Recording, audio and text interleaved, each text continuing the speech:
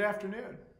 We come in our daily Bible reading to John chapter 18. In the 18th chapter of the Gospel of John, we see the incredibly moving story of Jesus' betrayal, his encounter with the high priest, and ultimately even Pilate. But it's not just these narrative events that are so important in this chapter. It's the fact that we see this beautiful picture of those, in this case, pretty much just Jesus, who lives for the kingdom not of this world, versus the more ugly and distorted picture of those who live for the kingdoms of this world. That is, those that are temporary, that are fleshly, focused on now rather than later. In John chapter 18, we come into this chapter after Jesus has finished his prayer for the disciples and frankly all believers to have unity in him, unity in God the Father. And we see that Judas comes to betray him. And of course, in the midst of this betrayal, he is approached, as verse 3 would say, with a band of soldiers and some officers from the chief priests and the Pharisees who were there with lanterns, torches, and weapons. They were treating him like a dangerous criminal. And they come and he says, "Whom do you seek?" And they say, "Jesus of Nazareth." And Jesus simply says, "I am he." In this terrible show of force, Peter in verse 10 responds the way I think I would, unfortunately, perhaps the way many of us would. He gets ready for a battle. In verse 10, in fact, having a sword, drew it and struck the high priest's servant and cut off his right ear. Of course, we know from Luke's gospel that Jesus heals the ear, but notice this rebuke of Peter that Jesus gives in verse 11. "Put your sword into its sheath. Shall I not drink the cup that the Father has given me?" Powerful. In the midst of being treated like a terrible criminal, and even having Peter fight a battle for or with him, Jesus rebukes Peter. Now, it's powerful to think of why. Is it just violence? Well, certainly Jesus isn't for that in general. But as you look at this specifically, there's more to it.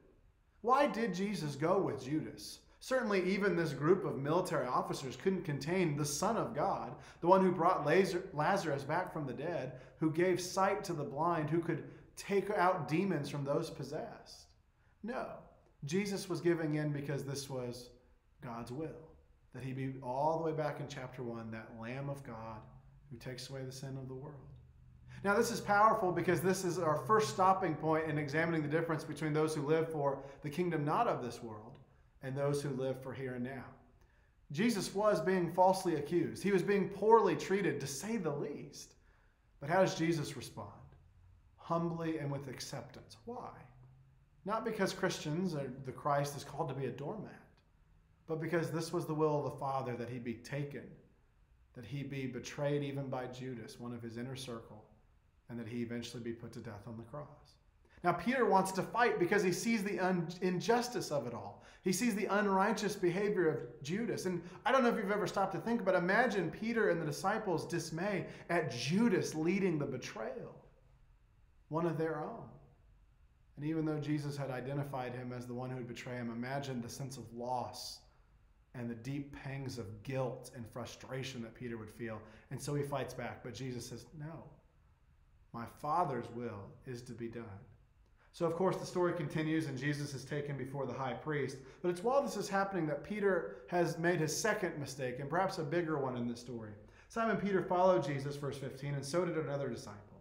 Since that disciple was known to the high priest, he entered with Jesus into the courtyard of the high priest. But Peter stood outside at the door. So the other disciple, who was known to the high priest, went out and spoke to the servant girl who kept watch at the door and brought Peter in. The servant girl at the door said to Peter, "You also are not one of this man's disciples, are you?" He said, "I am not." Now the servants and officers had made a charcoal fire because it was cold, and they were standing and warming themselves. And Peter also was with them, standing and warming himself.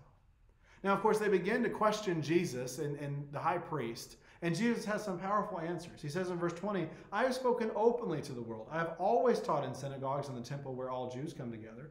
I have said nothing in secret. Why do you ask me? Ask those who have heard me what I said to them. They know what I said." In verse 22, one of the enemies of Jesus strikes him, and Jesus has this reply: "If what I said is wrong, bear witness about the wrong. But if what I said is right, why do you strike me?" The injustice of the world strikes again. That Jesus, who is innocent and just giving a factual answer to the questioning that he's undertaking, this farce of a trial, this farce of a setup, and they slap him, they strike him, and they're frustrated. And Jesus says, "I've been speaking openly about this. You didn't have to get me. You don't have to try to catch me here. You knew where I was, you knew what I was doing, and I have many people who have listened and can attest to what I teach. None of this is a mystery for you. But of course, verse 25, Peter's story continues. Simon Peter was standing and warming himself, so they said to him, "You also are not one of his disciples, are you?" He denied it and said, "I am not." One of the servants of the high priest, a relative of the man whose ear Peter had cut off, asked, "Did I not see you in the garden with him?" Peter again denied it, and at once a rooster crowed. It's easy to see that the Jews, the high priests, and even, of course, the Pharisees and the chief priests are enemies, that they live for the kingdom of this world. But do you notice how Peter twice has succumbed to the pressures of this world rather than the one to come?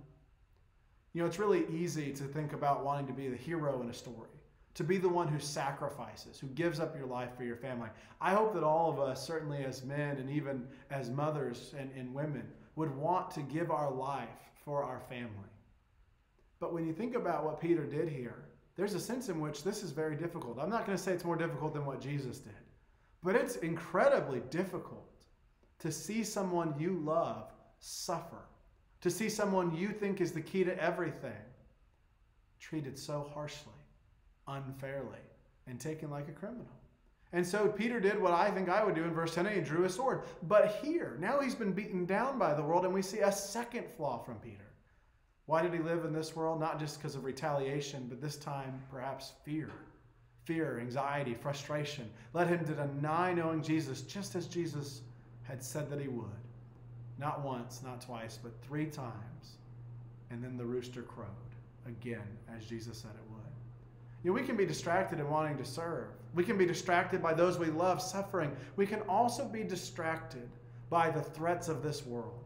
We can become fearful. We can let anxiety and distraction overcome what we know to be true. Peter knew who Jesus was, but he was beaten down by the circumstances of the day. He saw the proverbial winds and waves, and he sank, just as Jesus had said he would.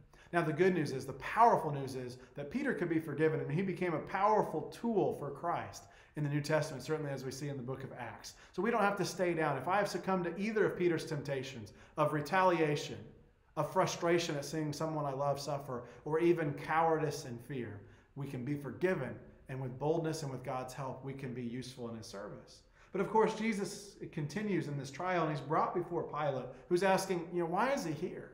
Why aren't you taking care of him? Of course, the answer is clear in verse 31. The Jews said, "It is not lawful for us to put anyone to death."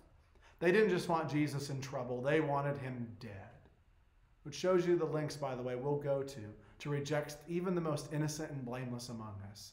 Jesus was a lamb, innocent, blameless, righteous and holy to the point of challenging those in authority, but innocent, and yet they wanted to put him to death.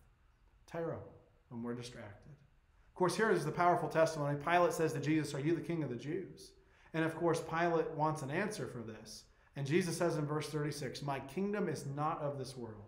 If my kingdom were of this world, my servants would have been fighting that I might not be delivered over to the Jews, but my kingdom is not from the world." Then Pilate said to him, "So you are a king?" And Jesus said, "You say that I am a king. For this purpose I was born, and for this purpose I have come into the world, to bear witness to the truth. Everyone who is of the truth listens to my voice."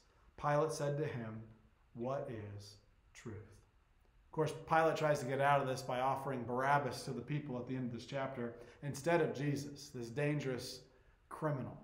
Of course, they want Jesus put to death, so they're willing to even take Barabbas and give him his freedom.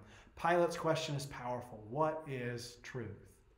Truth is exemplified in Jesus. Remember, he is the way, the life, and truth. This is powerful because what we see from Jesus is he is a king. His kingdom is not of this world, but he is the way to God. He is the way to all understanding. He is the way to eternal salvation. He is the bread of life. He is the good shepherd. He is the door, the way, the truth, the life. No one comes to the Father except through him. The question is, which door am I walking in? Am I submitting to the king that is not of this world and his kingdom? Am I submitting to Jesus? Will that give me extra patience, a desire to work on self-control, trusting in God to exact vengeance? Or am I like those chief priests and the Pharisees and the Sadducees who wanted Jesus put to death? Am I like Peter when he was afraid? Peter when he wanted vengeance? Am I living for a kingdom of this world? The choice is yours. The choice is mine. But Jesus went through with the sacrifice that he was always intended to give because he put God's will first, because he knew there was something worth fighting for. Isn't it amazing our God is so loving and sacrificial? Isn't it powerful to see that Jesus, even though he was blameless, lets them capture him like a criminal, answers to no real charge, shows that he is king, teaches truth, and yet is willing to be put on the cross because of my sin. Powerful chapter in chapter 18, and we'll see more of that as our Gospel of John study continues tomorrow in chapter 19.